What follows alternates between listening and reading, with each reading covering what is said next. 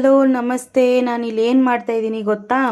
ಗೋಧಿ ನುಚ್ಚನ್ನ ಬಿಸಿಬೇಳೆ ಬಾತ್ ಮಾಡ್ತಾಯಿದ್ದೀನಿ. ಇದಕ್ಕೆ ಏನೇನಪ್ಪ ಹಾಕ್ಕೊಂಡಿದ್ದೀನಿ ಅಂತಂದರೆ, ಗೋಧಿ ನುಚ್ಚು ಹಾಕ್ಕೊಂಡಿದ್ದೀನಿ, ಹೆಸರುಬೇಳೆ ಹಾಕ್ಕೊಂಡಿದ್ದೀನಿ ಸ್ವಲ್ಪ, ಆಮೇಲೆ ತಕ್ಕಷ್ಟು ಹೆಸರುಬೇಳೆ ಹಾಕಿದ್ದೀನಿ, ಮಾಮೂಲಿ ಬೇಳೆ ಹಾಕಿದ್ದೀನಿ, ಸೀಸನೇಬಲ್ ಅಲ್ವಾ ಅವರೆಕಾಯಿ ಹಾಕಿದ್ದೀನಿ.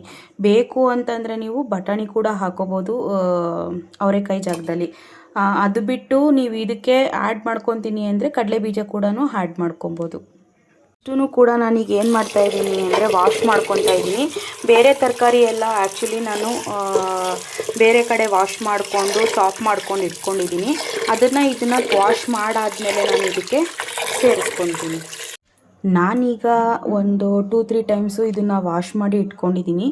ಇದನ್ನು ಮಾಡೋದ್ರಿಂದ ಏನೇನಪ್ಪ ಬೆನಿಫಿಟ್ಸ್ ಅಂದರೆ, ಡಯಟ್ ಮಾಡೋರಿಗೆ, ಶುಗರ್ ಇರೋರಿಗೆ, ಮತ್ತು ನಾನು ದಿನ ರೈಸ್ ತಿಂದು ಬೋರ್ ಆಗ್ತಾಯಿದೆ ಅಂತ ಅನ್ನೋರಿಗೂ ಈಸಿಯಾಗಿ ಅಕ್ಕಿ ಜಾಗದಲ್ಲಿ ಗೋಧಿ ನುಚ್ಚನ್ನ ಹಾಕಿ ನಾವು ಆರಾಮ್ಸೆ ಮಾಡ್ಕೊಬೋದು.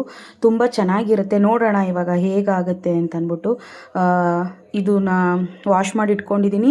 ಇದಾದಮೇಲೆ ಚಾಪ್ ಮಾಡಿರೋ ತರಕಾರಿನ ಆ್ಯಡ್ ಮಾಡಿ ಕುಕ್ ಮಾಡೋಕ್ಕೆ ಇಡ್ತೀನಿ. ವಾವ್, ಏನು ಕಲರ್ಫುಲ್ಲಾಗಿ ಕಾಣಿಸ್ತಾ ಇದೆ ಅಲ್ವಾ? ಇದಕ್ಕೆ ಏನೇನು ತರಕಾರಿ ಹಾಕಿದ್ದೀನಿ ಅಂದರೆ, ಕ್ಯಾರೆಟ್ ಹಾಕಿದ್ದೀನಿ, ಹುಳ್ಳಿಕಾಯಿ, ಗೆಡ್ಡೆಕೋಸು, 3 ತರಕಾರಿ ನನ್ನ ಹತ್ರ ಇದ್ದಿದ್ದು. ಬೇಕು ಅಂದರೆ ನೀವು ಕ್ಯಾಪ್ಸಿಕಮ್ ಹಾಕೋಬೋದು, ಆಲೂಗೆಡ್ಡೆ ಹಾಕೋಬೋದು. ಆಲೂಗೆಡ್ಡೆ ಯಾರೂ ಲೈಕ್ ಮಾಡಲ್ಲ ಅನ್ನೋರು ಅದನ್ನು ಬಿಟ್ಬಿಡಿ. ಕ್ಯಾಪ್ಸಿಕಮ್ಮು ಮತ್ತು ಆನಿಯನ್ನು ಮತ್ತು ಸಣ್ಣ ಈರುಳ್ಳಿ ಕೂಡ ಒಬ್ಬೊಬ್ಬರು ಹಾಕ್ತಾರೆ. ಇದ್ರ ಜೊತೆಗೆ 2 ಟೊಮೊಟೊ ಕೂಡ ಹಾಕ್ಕೊಬೇಕು. ಟೊಮೊಟೊ ಹಾಕ್ತೆ, ಮತ್ತು ಈಗ ಅದು ಫಿಲ್ ಆಗೋವರೆಗೂ ನೀರು ಕೂಡ ಹಾಕಿದ್ದೀನಿ. ಈಗ ಅದ್ರ ಜೊತೆಗೆ ಬೇಯೋದಕ್ಕೆ ಸ್ವಲ್ಪ ಕಲ್ಲುಪ್ಪು ಹಾಕ್ತಾಯಿದ್ದೀನಿ.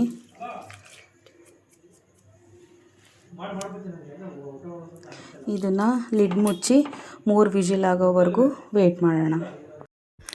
ಬಟ್ಲಲ್ಲಿ ಸ್ವಲ್ಪ ನಾನು ಹುಣಸೆಹಣ್ಣು ತೊಳೆದುಕೊಂಡು ಇಟ್ಕೊಂಡಿದ್ದೀನಿ. ಅದ್ರ ಜೊತೆಗೆ ನಾನು ಸ್ವಲ್ಪ ಬೆಲ್ಲನ ಹಾಕಿದ್ದೀನಿ, ಬಿಸಿನೀರಲ್ಲಿ ನೆನೆಸ್ತಾ ಇದ್ದೀನಿ. ನನ್ನ ಮಗಳು ಅಲ್ಲಿ ಸರ್ಟಿಫಿಕೇಟು ಮತ್ತು ಅವಳು ಕೊಟ್ಟಿರೋ ಒಂದು ಗಿಫ್ಟನ್ನ ತೊಗೊಂಡು ಬಂದಳು. ಖುಷಿ ಆಯಿತು, ಯಾಕಂದರೆ ಡ್ಯಾನ್ಸಲ್ಲಿ ಅವಳು ಗೆದ್ದು ತೊಗೊಂಡು ಬಂದಿದ್ಲು. ಸರ್ಟಿಫಿಕೇಟನ್ನು ನೋಡಿ ಖುಷಿ ಆಯಿತು. ಅಷ್ಟರಲ್ಲಿ ನನ್ನ ಕುಕ್ಕರು ವಿಜಿಲ್ ಹಾಕ್ತು, ಆಫ್ ಮಾಡಿ ಬೆಂದಿದೆ. ಚೆನ್ನಾಗಿ ಒಂಥರ ತರಕಾರಿ ಅದು ಟೊಮೊಟೊ ಎಲ್ಲ ಕಾಣಿಸ್ತಾ ಇತ್ತು.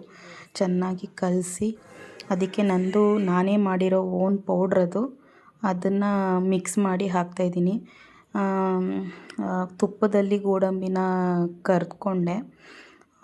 ಕರ್ಕೊಂಡು ಎತ್ತಾಕೊಂಡು ತಪ್ಪಲೆಗೆ, ಮತ್ತು ಒಗ್ಗರಣೆಗೆ ಸಾಸಿವೆ ಮತ್ತು ಇದಕ್ಕೇನು ಹಾಕಿದೆ, ಸಾಸಿವೆ ಹಾಕಿದೆ. ಅದಾದಮೇಲೆ ಮಾಮೂಲಿ ಕರಿಬೇವು, ಇಂಗು ಮತ್ತು ಒಣಗಿದ ಮೆಣಸಿನ್ಕಾಯಿನ ಹಾಕಿ ಒಗ್ಗರಣೆ ಕೊಟ್ಟಿದ್ದು. ಫಸ್ಟೇ ನಾನು ಒಂದು ಸತಿ ಗೋಡಂಬಿನ ಕರೆದ್ಬಿಟ್ಟು ಎತ್ಕೊಂಡು ಅದೇ ತುಪ್ಪದಲ್ಲೇ ನಾನು ಈಗ ಇದನ್ನು ಮಾಡ್ತಾಯಿದ್ದೀನಿ.